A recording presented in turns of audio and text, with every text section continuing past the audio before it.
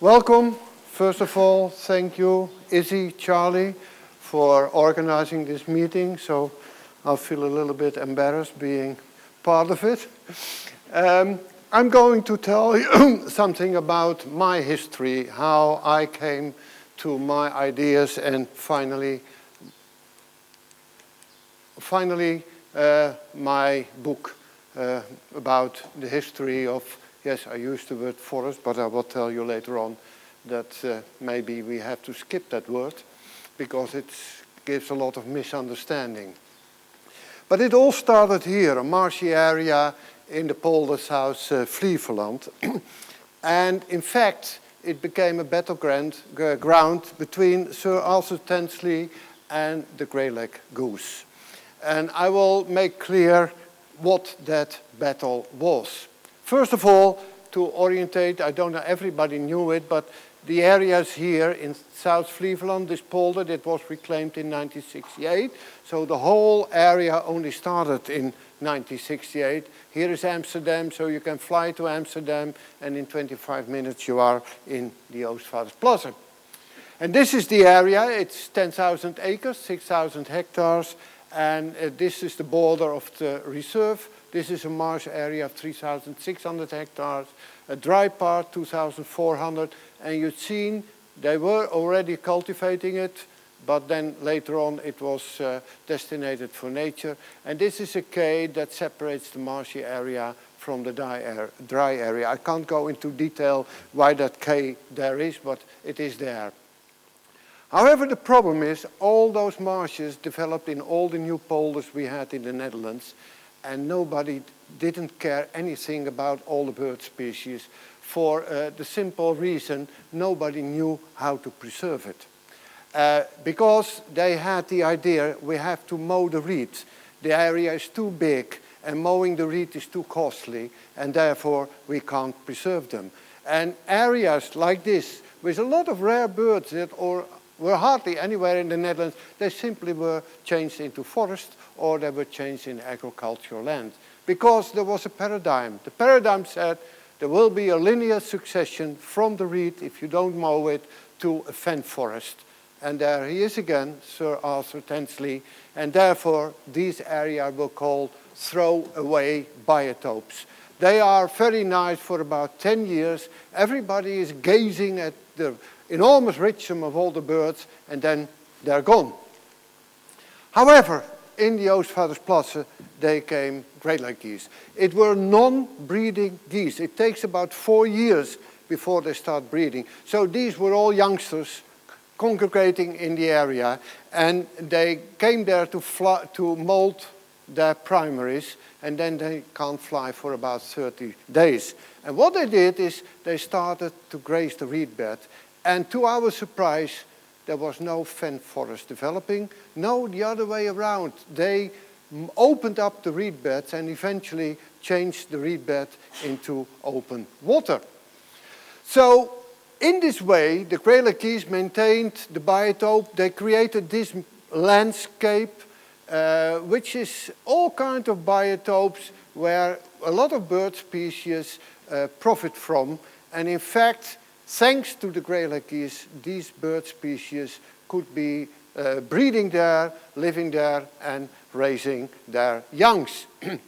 And so the grey-leg geese proved to be what is called nowadays a keystone species. You know what a keystone is? If you go to a cathedral, there's one stone in the middle, take it out and your whole cathedral collapses. So it's one stone that keeps the whole construction in space, and that's what the grey-leg geese did there in the marsh area.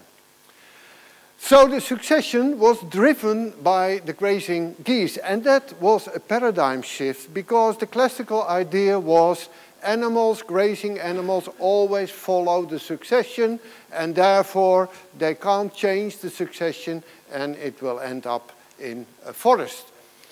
However, the grey-leg geese complete biotope is a combination of grassland and marsh because they congregate before and after the marsh on the grassland, and then from the grassland they go into the marsh to molt their primaries. And when they can fly again, they go back and go to the grassland. So the marsh area is only the biotope for the geese for about 30 days. All the other parts of his life is on the grassland. So it's a combination of landscapes that prove to be necessary, at least to preserve the marshy area. So my proposal was that we had to add grassland to the marshy area in order to preserve all those marsh inhabiting bird species. Otherwise we would lose them because we could not manage it, the area. So then the discussion started, how do you get grassland for geese? All the people said, we know the traditional idea. If you need grassland, you need cows. And if you need cows, you need farmers.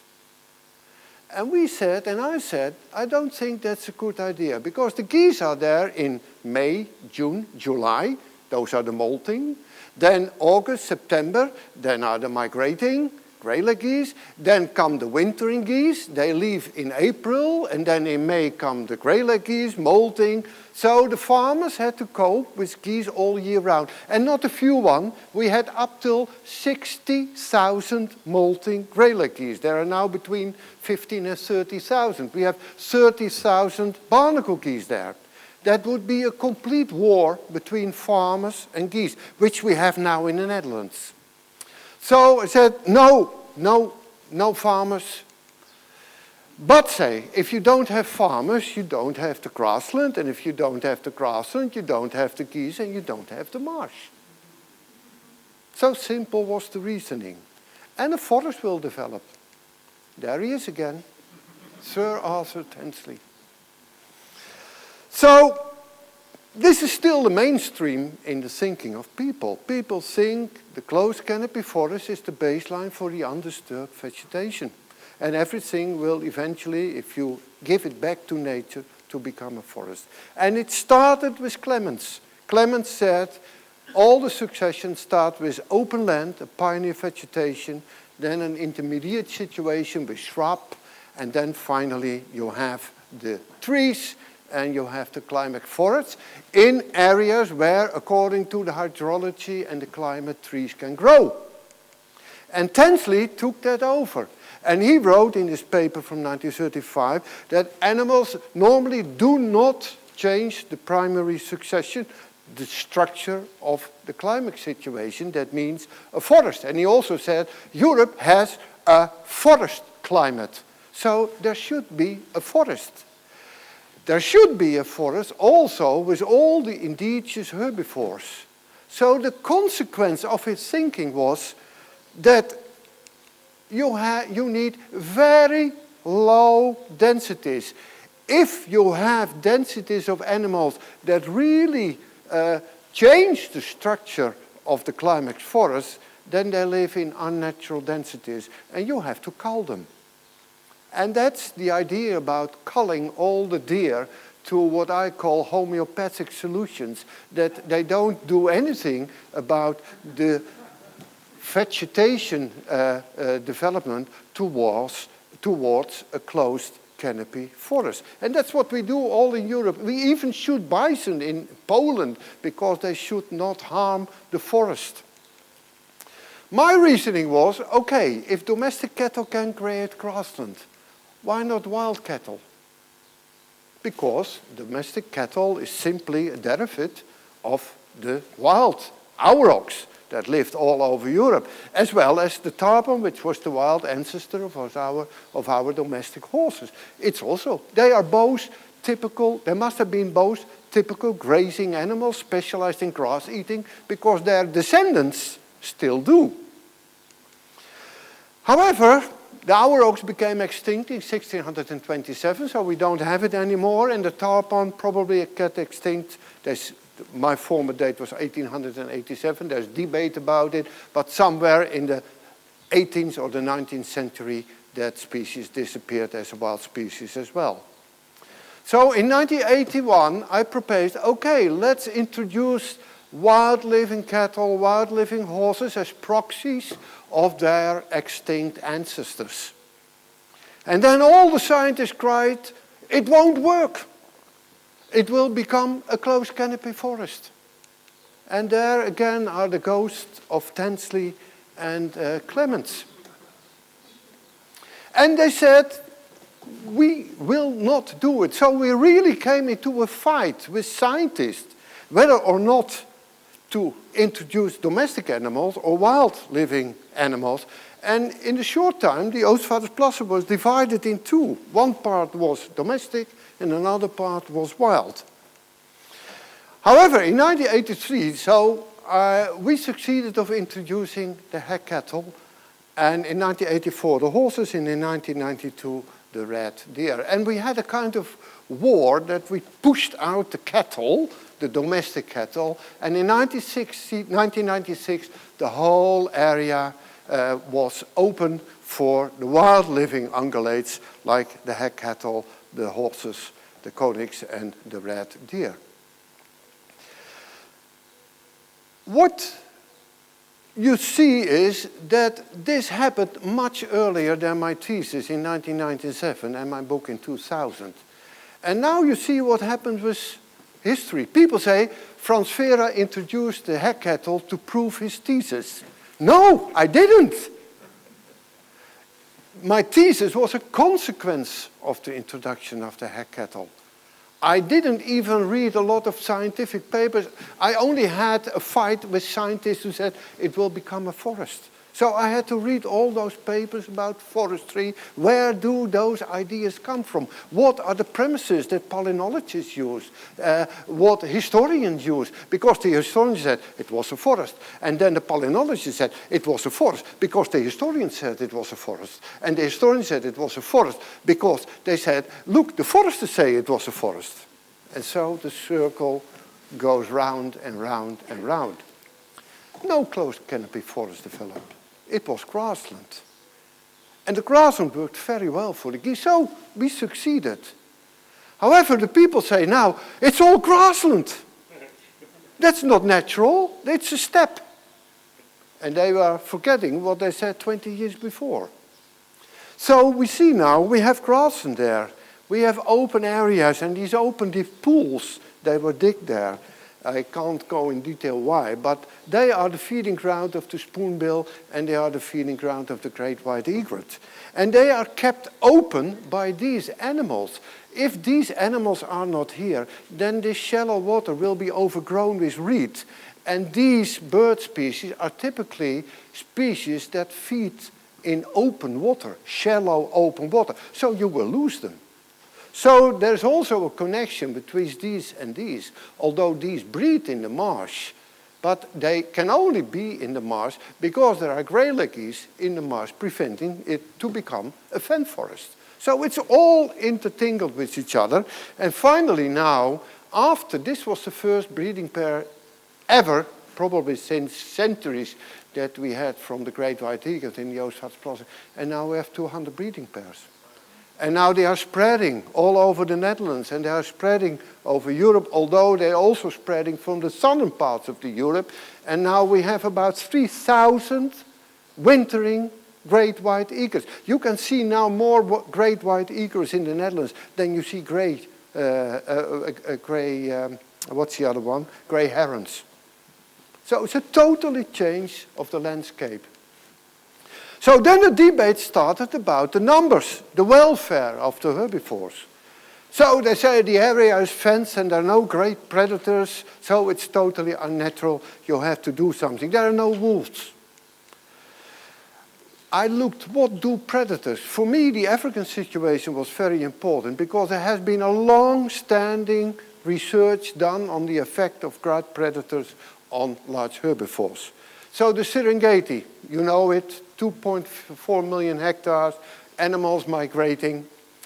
The best thing to escape from predators is to migrate, because the predators have a den with their cubs and they can't follow them. So every migrating species is not regulated by large predators because they escape from it.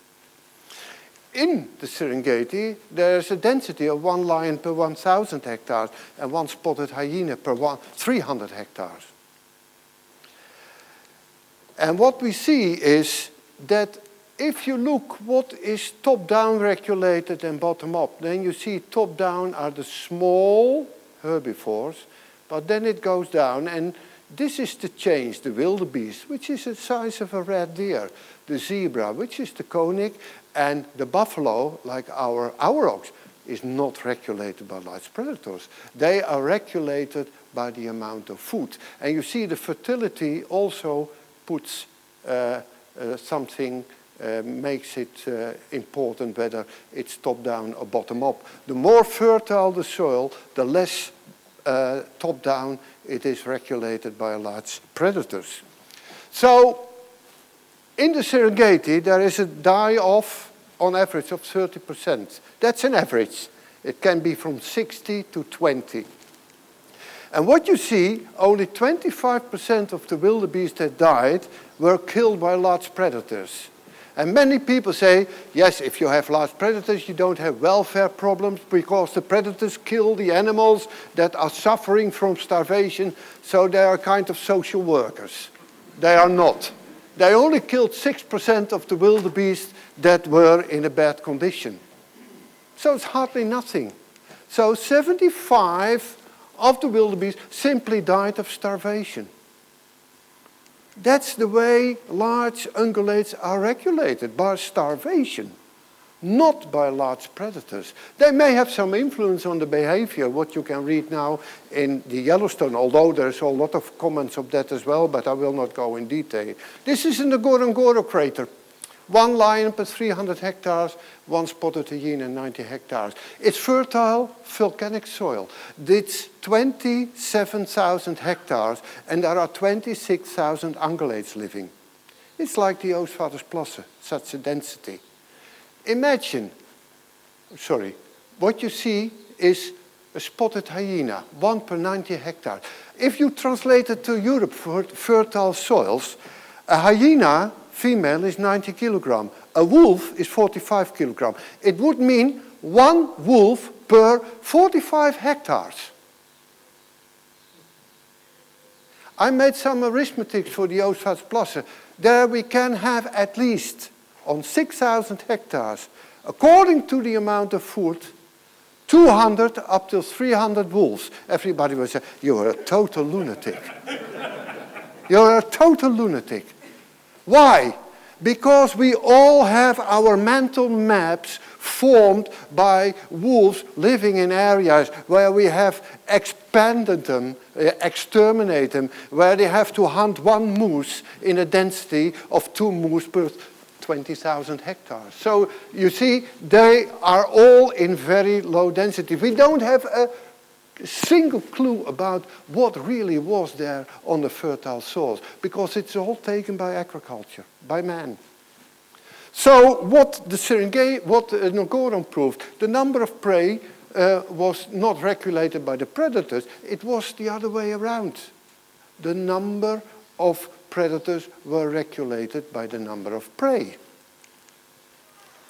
So Clattenbrock, you probably know him, he was invited with some other people to give a judgment about the Oostvaardersplassen, and he said, okay, yes, some animal populations are limited by predators, but most are limited by food availability.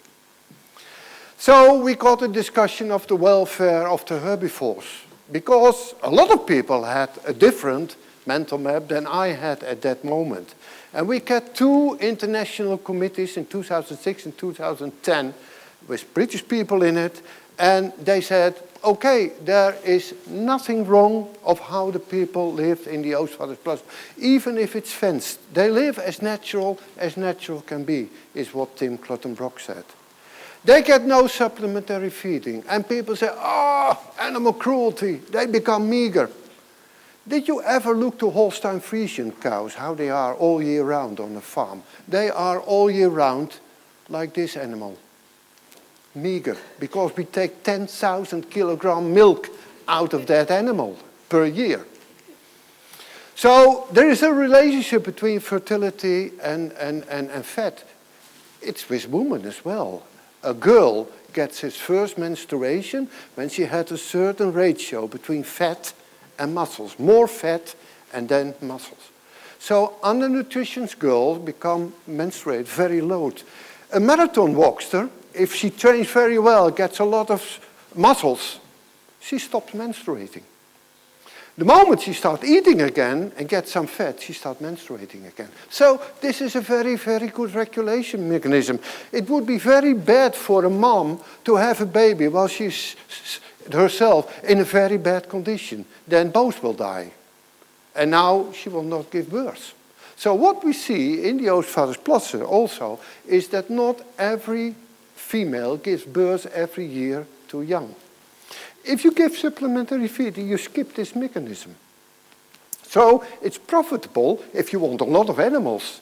That's why hunters give them supplementary feeding, because there's a lot to shoot at. So you elevate the reproduction. What's the carrying capacity? Because that's a debate. What's the ecological carrying capacity?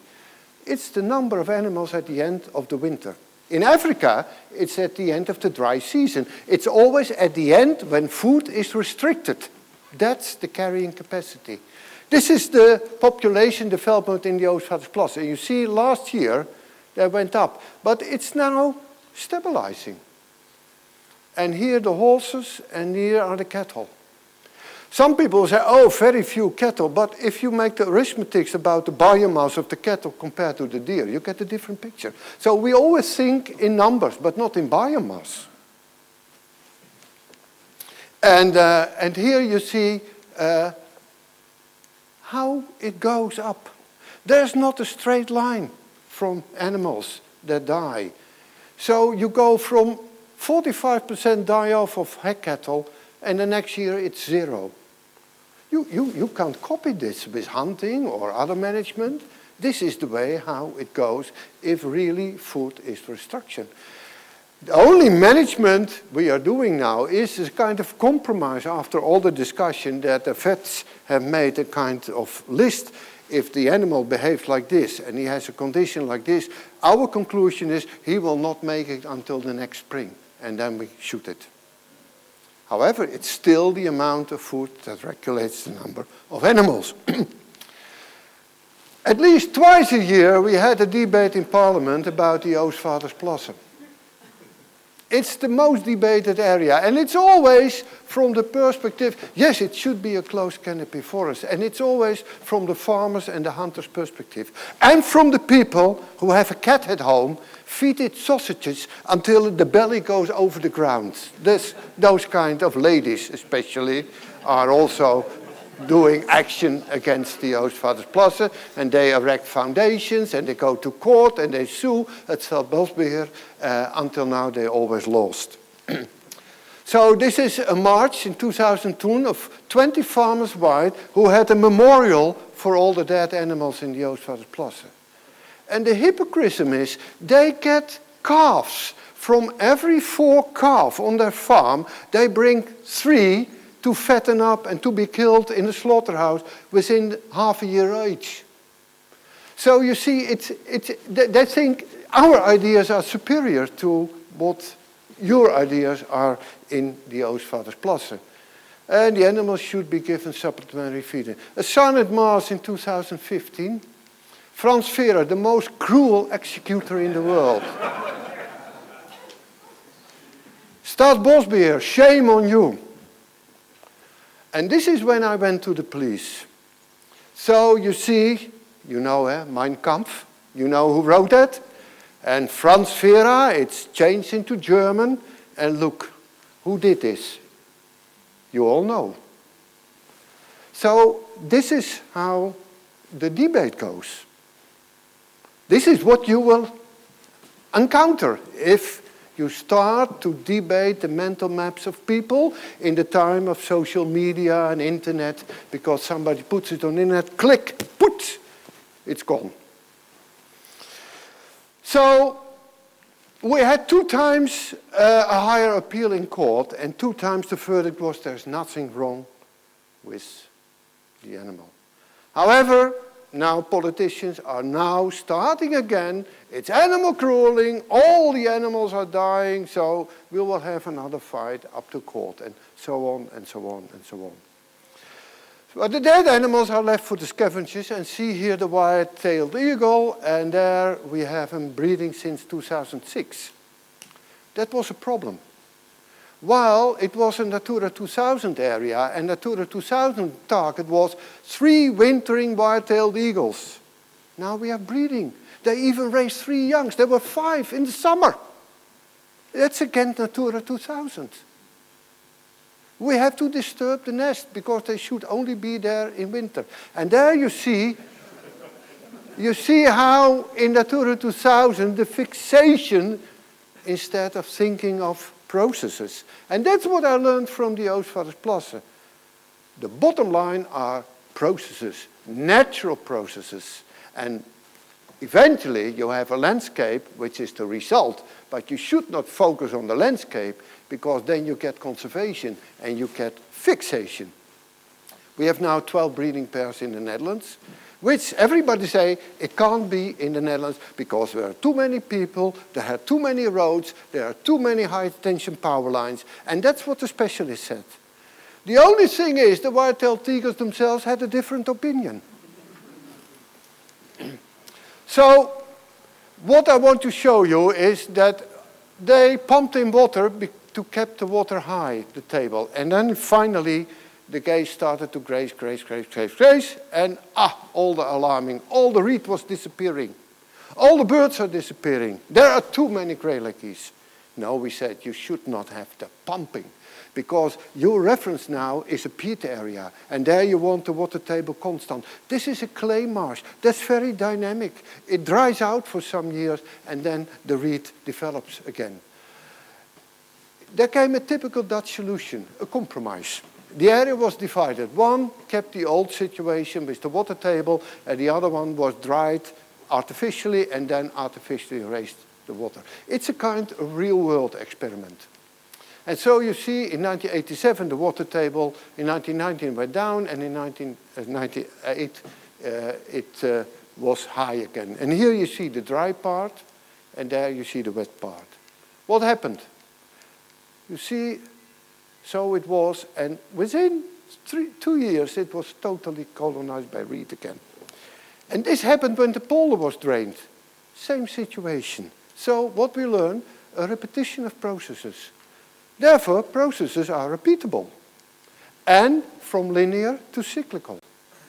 And that was, it should be not linear. Everybody is thinking at an end point. No, the end point is never reached, because when you are at the end, then the beginning is starting again. And so here you see what happened in 1988. The reed was until the whole area. This was the dam, and all the grazing grey-leg geese were left in the area where the water table was kept constant. And there the water table raised. There you see the grey-leg geese return. And the whole thing started again. And that's what we learned from the area. I will show what happens with birds. This is the blue throat. This is the area which we drained in 1978. And you see an explosion of blue throat. And this is in the new reed. That is the reed that developed after the grey-leg geese have grazing away the reed, and then it returned when it's dry. So, in fact, this is an indirect effect of the grey-leg geese. This is what happens in the area where the water table kept constant. They didn't disappear, but look, here the explosion, and then it goes down. A lot of young had to disperse, colonize other areas. Then the water came up and it goes down, and then you had adults. Oh, I lost my home, where can I go? So 2 mechanisms that force the animals to spread into a network. And while this area was only 1.6 bigger than this area, you see the difference in numbers. Reedling. Different story. Hardly anyone exploded when it was wet, and then it went down. And look what happened in the area where the table kept constant. So you see the dynamic makes pulses, what Ted said, pulses. And they go everywhere. And then they go in. And then you see in every part, in the Netherlands and outside, bearded reedlings disappear. And then the little grebe. He is a deeper water species. Look. And even when the water here was as deep as there's still more here than there are there. So there is something different here the dynamics. Yes, the new reed, which is not here. I show you what Natura 2000 does. It says, okay, this is what we measure. This is the number of little grebes you have to in Natura 2000. This is what you need for the spotted crane. Yes, but these two exclude each other. You can't have them both together. The only way to have that is dynamic. That first the one goes, and then they goes down, but then the other one goes, and then he goes down, and then the other one. And that's what you need. That's dynamic. But that was a curse in the Church of Nature Conservationists, because everything should be conserved, should be static. We should keep what we have. And even then they lose it, and they say, it's not my fault. It's the outside world. It are the farmers, it are the hunters. We did everything we needed. So, but they lose them, because you underestimate the power of nature, which is doing it in dynamics. So Natura 2000, dynamics were essential for a favorable status. And that was the message. But it was, I wrote the Natura 2000 management plan, luckily, so I could debate with the ministry, but I really had to debate with the ministry. Because even my colleagues in State Forestry Service said, no, you can't have natural processes with Natura 2000. Do you understand? We want to protect nature with Natura 2000, but you can't have natural processes. So you can't have nature. And this is how we have driven away from nature. And that was my learning point. So without the natural process of grazing, the cradle geese will disappear, the marsh will collapse. So the real keystone species in this system are the large ungulates. And then the discussion came how trees regenerate, because people say, yeah, but look to the Oostvaardersplassen. It's all grassland. Yes, because it's a fertile soil. But there are also other situations where trees regenerate with very high densities of herbivores. If you have a tree surrounded by hawthorn, you get a single open-grown tree. If you have trees which regenerate here in the fringe of the blackthorn, you get a grove. You see the oaks here, and you get a clump of trees. And I use the word grove because language is the biggest pitfall in historical science, because the moment you use a word, you activate the mental map in people, and they filter out your message. So when you say that's a forest, then people say, oh yes, it's a forest. That's what we always said.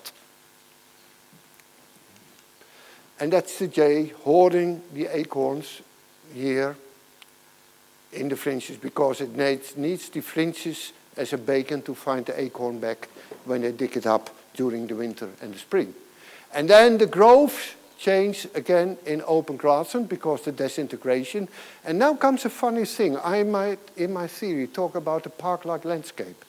And when I mean a park-like landscape, I mean the landscape of grassland, of shrubs, of scrub, of single trees and growths.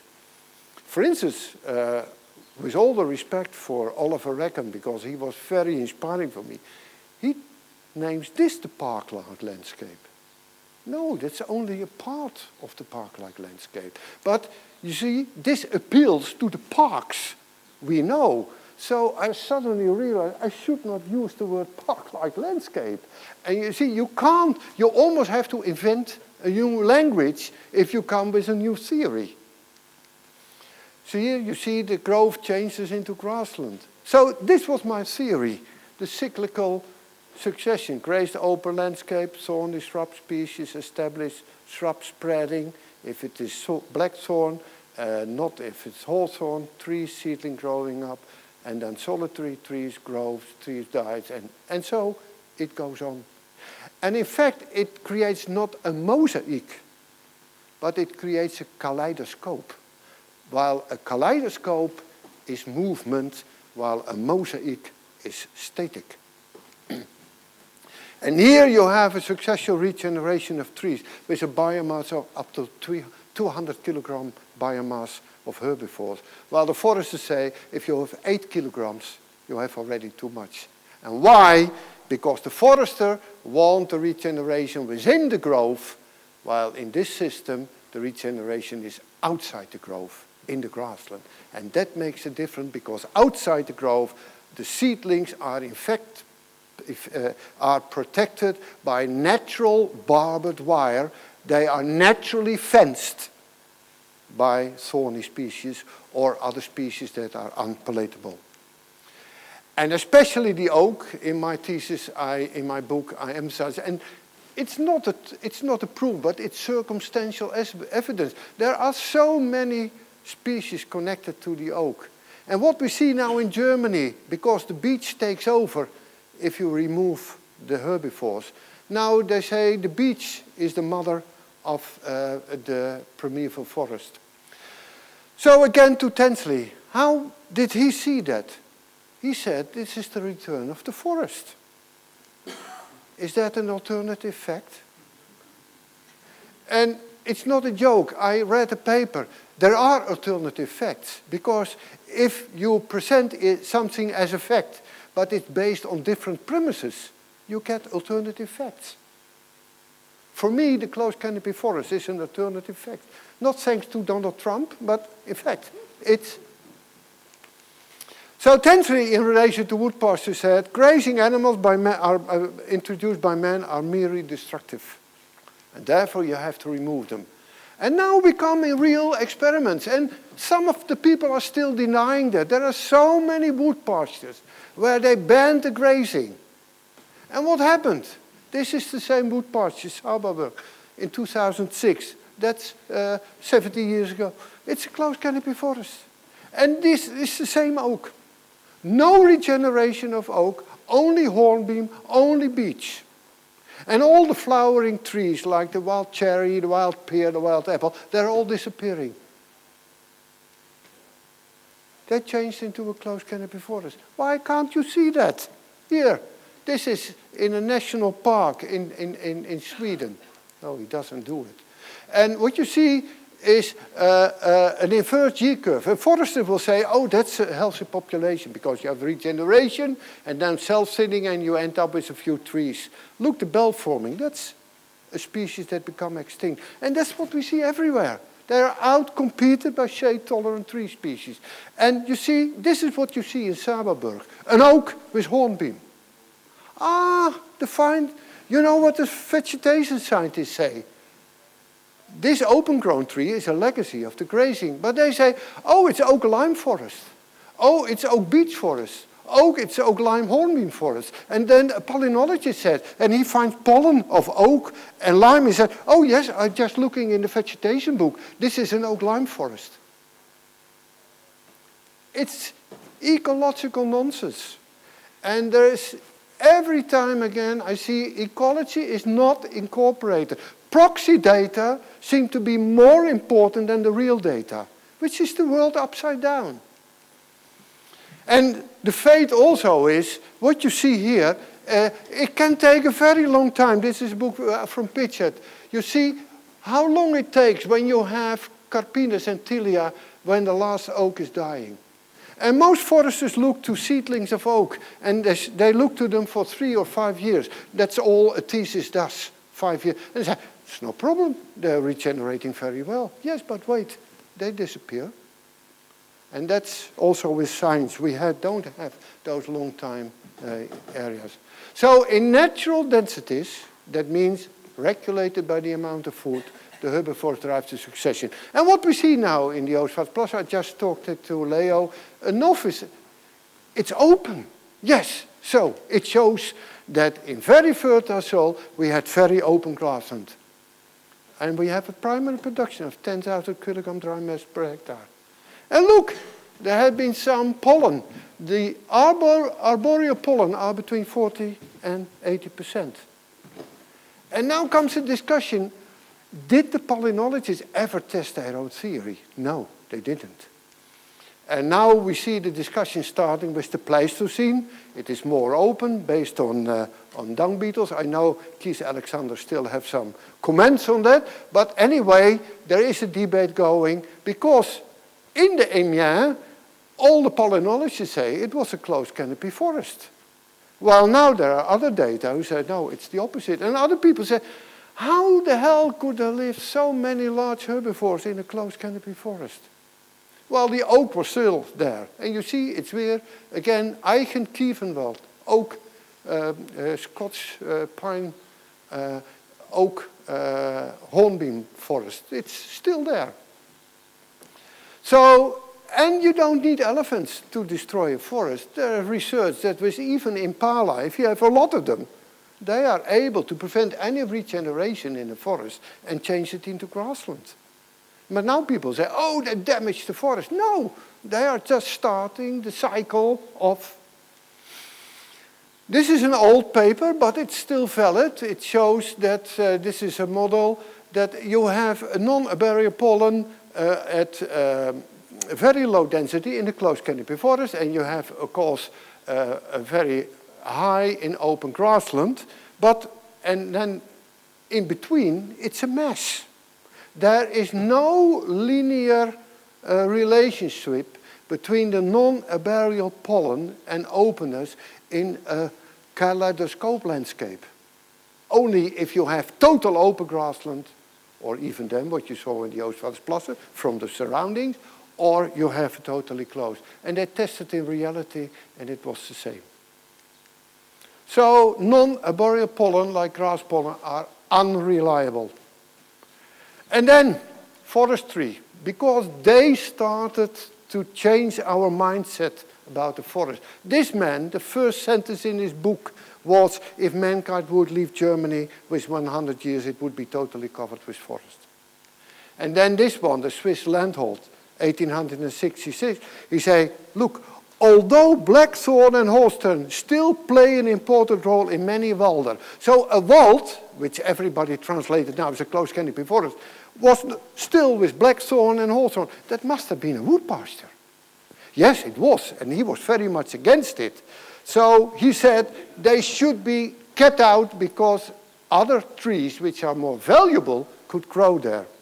And he said where there is wood pasture without restriction, livestock is the most dangerous enemy. But wild ungulates are as dangerous. And then it started killing all the wild ungulates, getting them out of the wood pasture. We are talking about 1866.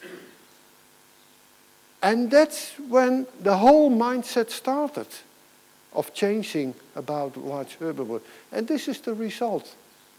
Without taking this in consideration. What about biodiversity? We have all those large ungulates. And the only thing we do them is we kill them because we say they are damaging the natural situation. The book of George Meadows, who did a lot of research about what grassland meadow species, and he also concludes, but correct me if I'm not right, George, that many of them can't flower under trees and are not, you can't connect them with gaps in the canopy and things like that. This book, Grassland in Europe, has also the closed canopy forest as a baseline. Woodland gaps, that are the providers for the meadow species. And then man came with his stone axe, cut it open, and so we got them. Of my presentations, a professor came to me about plant endemism. I said, do you realize that most of our grasses are European endemic species? No, I didn't know that. And look, forest has 10% endemic species, and I don't know what it is, what they consider as a forest. Grassland is 80% endemic, and then rocks and scree are 38%. All open. Look to the endemic. We know in the southern part we have the most endemic species. That had to do with the glaciations. But how did they survive then all the time and after that could recolonize? It's circumstantial evidence, but I think it should make us thinking of maybe it was different than we always assumed. The oak.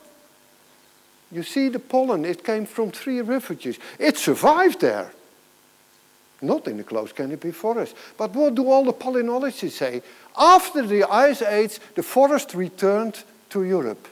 No, it was not the forest returned, it were the trees that returned. And whether those trees really formed a forest is something you have to prove. And they didn't. The first palynologists said, we reconstruct the return of the forest. If you read Godwin, if you read Vera, those people is what they say. And this is the one who make it possible that the oak could be in advance of the beech. Because the beech doesn't have a factor like this one. And the hazel, I didn't mention that, but think of the nutcracker. But every archaeologist said, yes, it were people because they ate the nuts. There are nutcrackers, they do it for 20 kilometers. And here, the middle-spotted woodpecker, mostly connected to oak. It's a European endemic. This is, Ted, was it from you? This is not a woodpecker, but this is a groundpecker. It's an open groundpecker. It's endemic to Europe. European Serin is a park-like bird. It's endemic to Europe. The red kite is endemic to Europe. I've been at a conference where the Germans had organized it to get rid, once and for all, of all those crazy ideas of Frans Vera. And one man presented, no, it was a closed canopy forest. Look to the red kite, it's a forest bird. A forest bird, it builds its nest in a tree. But look, now you have them everywhere now. You've never seen them in the forest hunting birds, they're in the open. And the black kite, and that's another story, of course, because they are sibling species. They were separated by the ice age and then come together when the ice retreated, and they even could mate with each other. In Sweden, there has been a long cattle. The last thing I want to say is language. The word forest, Latin, forest outside, without, as the origin of the word forestus, which we find in charters. And sadly enough, you have only your charters St. William the Conqueror, the 12th century, but we have on the continent, we have charters going back to the 6th and the 7th century, which were talking about a forestus. And forestus is the origin of the word forest, fore and forst, and it had to do with Roman law. What was it with Roman law? Roman law say what is outside the cultivated and doesn't belong to anybody belongs to the emperor. And that's what the Merovingian and the Carolingian kings took over. And they declared areas which were not cultivated, that means which were not plowed or were not cut by a schist, they considered them as not owned by people, although they were used, and they declared it as forestis nostra. And those were the big parts of land that came under the jurisdiction of the jus forestis, the forest law. Look to this. This is on the border of East Prussia and Poland. You see the European bison, you see the red there, that's the wilderness. The bison is a grass eater that cannot have been a closed canopy forest. Those are the areas, the last areas where they lived. And these areas were brought under the forestus nostris, our forestus, by the king. And this is a detailed map you can see from the 16th century.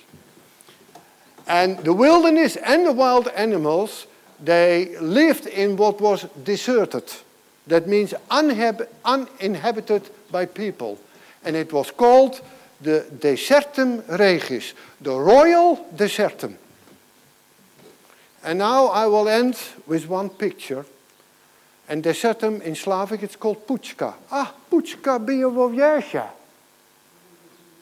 That was not a closed canopy forest, that was a desertum. This is a nice example as last. Geertje tot St. John. St. John in the desert. The painter must have been crazy, because St. John in the desert. What a landscape do you see on the backside? It's a park-like landscape with a deer in it, there, and birds. St. John in the desert. A desert? This is a desert. Yes, but it is a desert not because it is a desert, because it's sand. No, it is deserted. It is empty. And the tradition of the painters from this time, we call it the Flemish or the Dutch primitives, is that you paint St. John or Holy Mary in the context of the Middle Ages. So, here you see Jan van Eyck. You see, it's all like his time. So they are dressed like his time, and the surroundings are like his time. So what you see on the background is, this is the desertum, the desert. So St. John in the desert is St. John in the desertum, the uncultivated, empty wilderness owned by nobody. It's a park-like landscape. It's not a forest. So I get a bit used of the word forest. Please, let's skip it. Thank you anyway for your time.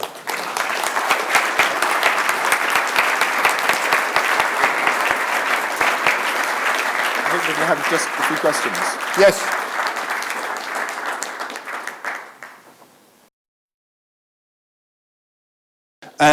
So the language issue is really important, and I'm trying to get my head around how you perceive your park-like landscape. And I was wondering if I could ask, what would you imagine also want to be careful about the language I use, the percentage cover of the canopy, whether that's an individual tree, a grove of trees, a larger grove of trees, what would you imagine that's natural, and how much would you imagine it to vary? So when I hear what you talk about, how should I translate that into a... I must be honest, I wrote in my book that I don't have a real idea about it. I used one example of how big a grove could be, and that were the ornamental woods in the New Forest, which I presumed were originating from grazing. And they can be up to 900 hectares. So a grove can be from 25 hectares to 900 hectares. I know from Sir Hoek wrote about the Deerhage and the Wolfhage, which I think a hage was a grove, and they are a few tenths of hectares. So it's very different. Where animals could not come, there will have been a closed canopy forest. So the point is, we know so little about it. About the canopy, I know from Coppice with Standard, if you have a canopy that's more closed than 35%, and you have hazel beneath it, it doesn't flower. So where do all the pollen come from?